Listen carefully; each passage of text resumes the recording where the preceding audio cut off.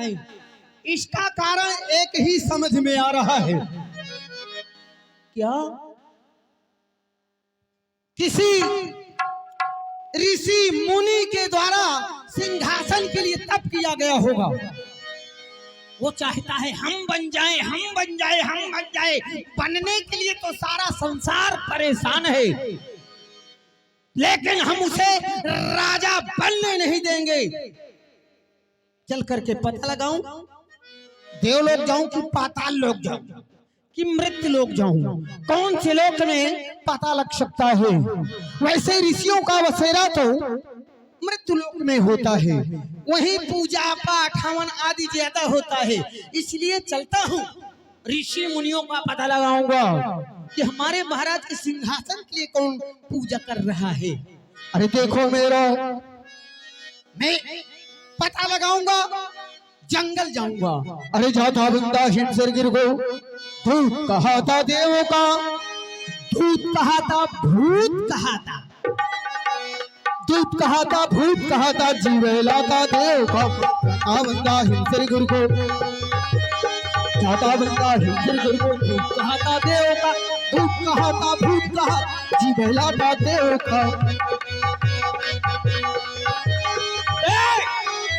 चाहे जो आप समझे, चाहे जो आप, चाहे जो आप, चाहे जो आप समझे, चाहे भूतों का बाप, भूतों का बाप समझे, चाहे अपना बाप आप समझे।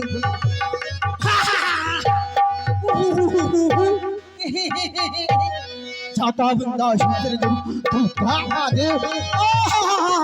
अरे तुम्हारी बाप रे बाप, इतनी ठंडी, स्कूटर भी नहीं लाया। अगर स्कूटर लाया होता तो पहन लेता। बताओ, दांत कुड़कुड़ा रहे हैं, मानो बहुरिया चबा रहे। इधर जाऊं कि इधर जाऊं, इधर ही अंधेला है, इधर जाऊंगा, शायद कोई साधु महात्मा बैठा होगा।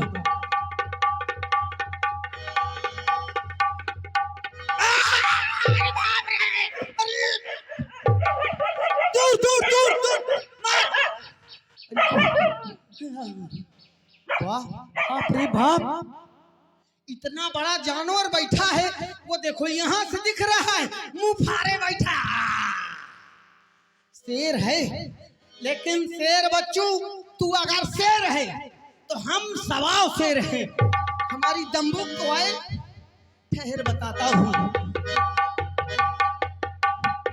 यार हिम्मत तो नहीं पड़ रही शेर के पास जाने को। हमारा पैजामा ढीला हो रहा है, काला कैसा है कि नहीं।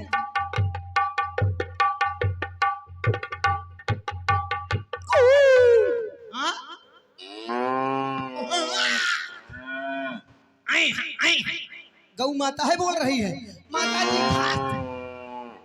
अम्मा बाबू आ रहा हूँ, ठहरो।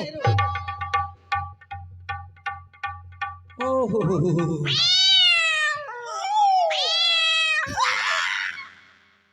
ये कौन बोल रहा है।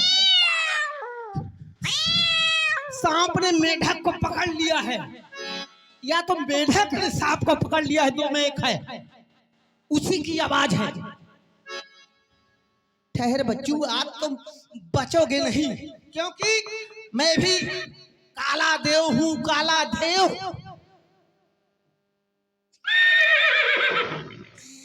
अरे बाप रे बाप, ओहो, घोड़ा नहीं है क्या। आवाज तो घोड़े की समझ में आ रही, लेकिन अगर घोड़ा होता तो लात मार देता। ओहो, ये बाप रे बाप, इतनी लट लट लट के हैं, लट घुंघराले। टार्च लगाया तो बिल्कुल मुख समझ में आ गया है। नाहर बाबा, बाबा जी, बाबा जी पाए लागो, खुशी रहो। बाबा जी नमस्ते। नमस्ते को नहीं समझते तो चले जाए हम अपने रास्ते। बाबा जी गुड नाइट। बाबा जी, ओ बाबा, अरे बाबा कुछ खावा कि यहीं बैठे रहबा? बोलो। बाबा को जैसे ठंडी लग गई हो, अकड़ गए बिल्कुल, जीव नहीं है लगता है शरीर में, का हो? बाबा ध्यान मग्न है। ओ बाबा, जगाई का बिल्कुल आराम से। बाबा यहाँ से 9 2 11 हो जाए, यहाँ से हमें भर्ती करे पर है। बाबा जी, बाबा इसे नहीं बोलेंगे। अब जा करके महाराज से बताना चाहिए। बाबा तेरी लंबी चोटी वाले की, तेरी लंबी चोटी वाले की, तेरी लंबी चोटी वाले की, तुझे लालच है सिंहासन की, तेरी लंबी चोटी वाले की, तेरी लंबी। अभी जाऊं वहाँ खबर जाऊं, उन्हें बुला के लाऊं, तब ध्यान छुड़ाऊं तेरी लंबी चोटी वाले की।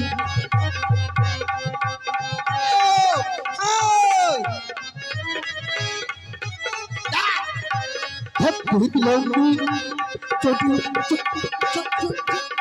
तेरी लंबी चोटी वाले की हजूर।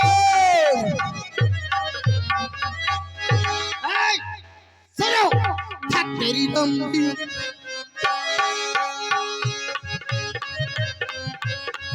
अरे कहाँ गए मेरे स्वामी, कहाँ गए मेरे स्वामी, तुम कहाँ गए मैं ढूंढूं, तुम कहाँ गए मैं ढूंढूं मेरे स्वामी स्वामी स्वामी।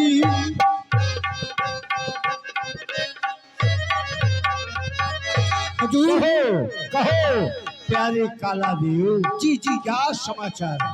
समाचार सरकार, पता लगाया गुफा के। क्या पता? जी, क्या पता लगा? गुफा के अंदर ब्रह्मपुत्र नारद। क्या कहा? ब्रह्मपुत्र नारद जी। तो ध्यान लगा करके माला ले, सटरगट सटरगट ध्यान। अच्छा, तुम्हारे कहने का अभिप्राय जी ब्रह्मपुत्र देवर्षि नारद जी हाँ, कहीं तपस्या में लीन है। निश्चित वही आपके सिंहासन के लिए तप कर रहे हैं। तो आप सबने वहां पर जाकर के क्या देखा? वो समाधि स्थित है या कि हरि गुणगान कर रहे हैं? वो बिल्कुल समाधि स्थित है, न हिलते हैं, न डोलते हैं, न बोलते हैं। मैं बहुत प्रयास किया बुलाने का, जगाने का, किसी भी प्रकार ध्यान नहीं। जबकि ये निश्चित है ब्रह्मपुत्र नारद कहीं रुकते नहीं, और जब कहीं रुकते नहीं तो समाधि होने का उनका कोई लक्ष्य नहीं। और यदि समाधि लगा लिया है तब तो मैं भयभीत हूं, कारण देवर्ष की समाधि यदि पूर्ण हुई तो फिर इंद्रासन पर उनका अधिपत्य हो सकता है। इसलिए किसी ना किसी रूप में उनकी समाधि को डिगाना ही होगा। किस तरह से उनकी समाधि डिग सकती है? एक उपाय है, हमारे परम मित्र देवताओं में सबसे तेजोमय हमारे मित्र कामदेव को बुलाया जाए। अलकापुरी निवासी, अलकापुरी निवासी कामदेव जी को, उनको लाया जाए और कामदेव के द्वारा काम की उत्पत्ति प्रकट करके जय हो, उनकी समाधि को बुलाया जाए। जय हो। अब भी जा रहा हूँ कामदेव सरकार, काला देव आपके चरणों में प्रणाम कर रहा है। जय हो जय हो जय हो। प्रसन्न रहो कालादेव। यहाँ आने का क्या कारण है? मैं कारण जानना चाहता हूँ। कारण यही है कि आपके मित्र आपको याद किए हैं। क्या आज मेरे मित्र ने मुझको याद किया है? जी हाँ। धन्य धन्य मम भाग्य है जो सुमरे सुरराज। चलो दूत अब वेग ही करे भूप का काज। बहुत सुंदर विचार है। चले। हेलो ध्यान दे। आप हैं परम आदरणीय सम्माननीय हमारे रामलीला कमेटी अध्यक्ष श्रीमान मनोज कुमार शर्मा जी। आओ आओ मित्र, काम हमने आपके द्वारा काला देव के ऊपर प्रसन्न होकर के 50 रुपए का पुरस्कार, बहुत बहुत धन्यवाद साधुवाद। प्यारे कामदेव मित्र, आज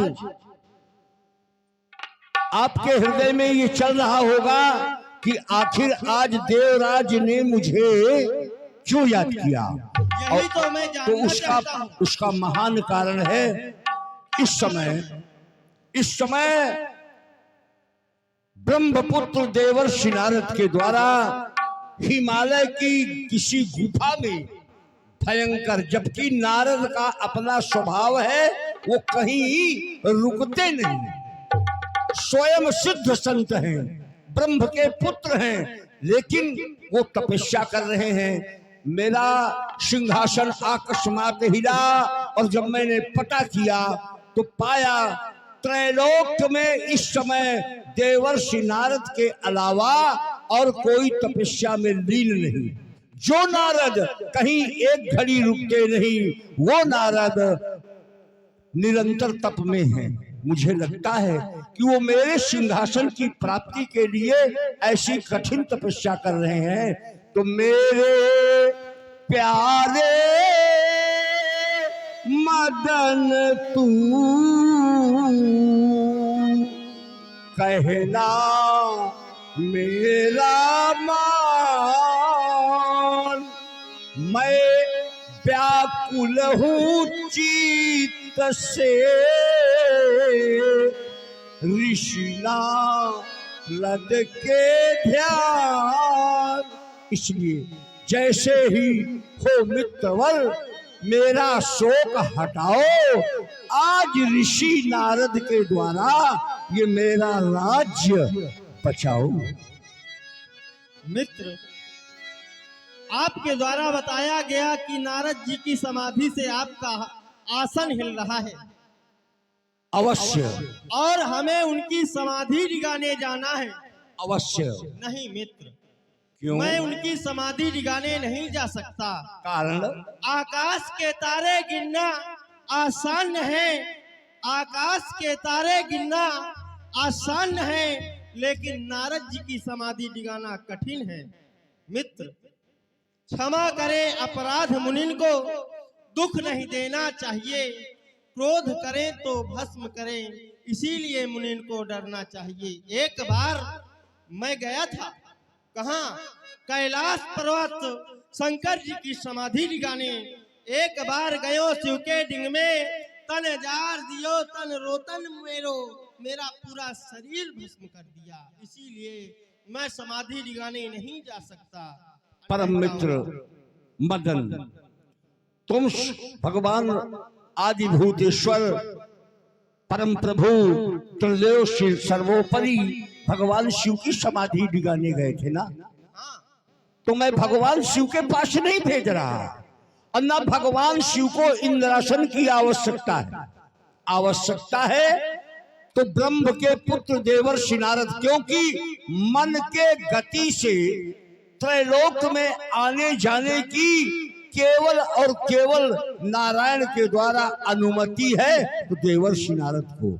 और अब वो देवताओं के ऊपर अपना आधिपत्य चाहते हैं, इसलिए मैं आपको पुनः निवेदन करूंगा, आप मेरे मित्र हैं ना, आप हमारे मित्र हैं, तो जो मित्र हैं तो संकेत है संतों का कि जे न मित्र दुख हो ही दुखारी, और तीन ही बिलोकत पातक भारी, निज दुख गिरी सम रजक रिजाना, अमित्रक दुख रज मेरु समाना। हाँ, अगर तुम्हें अपने काम बाण पर सहायता हितार्थ कुल महापरियों की आवश्यकता हो, रंभादिक अप्सराओं की आवश्यकता हो, तो यहाँ से ले सकते हो, परंतु जाना तो चाहिए ना। मित्र, आप चिंता ना करें, मैं नारद जी की समाधि दिखाने जाऊंगा। यही आशा है, यही विश्वास है। आप तनिक भी चिंता ना करें, आप मेरे साथ परियों को भेज दें, मैं नारद जी की समाधि दिखाने जाऊंगा। शिव को, काला देव, रंभादेव, उर्वशा, तिलोत्तमा आदि महान परियों को बुलाया जाए और मदन के साथ देवर्षि नारद की समाधि दिगाने के लिए भेजा जाए। क्या महाराज? और रंभा, तिलोत्तमा, उर्वशी, नीलम आदि सभी परियां महाराज के दरबार में उपस्थित होंगी। हरि मदन बुलावा आवा, चलो सखी मदन बुलावा आवा,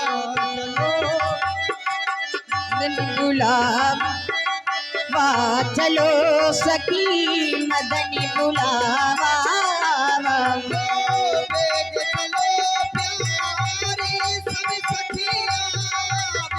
चलो सारी सब सखिया, चलो प्यारी सब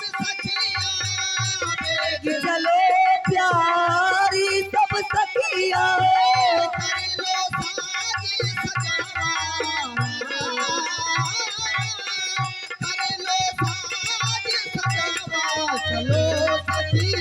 मदन बुलावा, चलो रे सखी मदन बुलावा आया, चलो रे सखी लाल परी है नाम हमारो, नाम हमारो, नाम हमारो, लाल परी है सखिया ने मेरा सखी, सब सखिया में आला, चलो सखी मदन बुलावा आया, चलो रे सखी मदन बुलावा आया, चलो रे सखी मदन बुलावा आया। आश्रम ही मदन जब गयऊ, निज माया बसंत निज मायऊ। ब्रह्मा उर्वशी मेनका परियों में सरदार बहुविधि ताल लगाई के गाँव बसंत बहार। मैं यहाँ ऋतु का निर्माण कर रहा हूँ, तुम लोग बसंत राग गाओ। अरे काला